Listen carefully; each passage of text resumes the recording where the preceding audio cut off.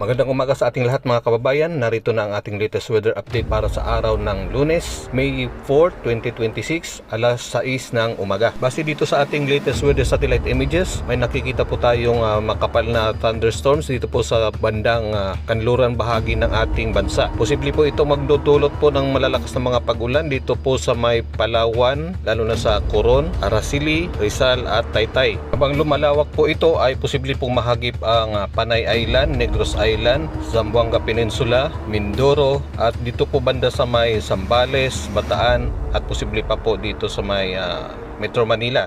Bahagyang maulap hanggang maulap naman ang kalangitan sa natitirang bahagi ng Mindanao, natitirang bahagi ng Visayas, natitirang bahagi ng Luzon. Ngunit magiging mainit pa rin ang natitirang bahagi ng Northern Luzon ngayong araw. Samantala papasok na po ang ITCZ sa ating car mamaya pong gabi na may kasama pong LPA.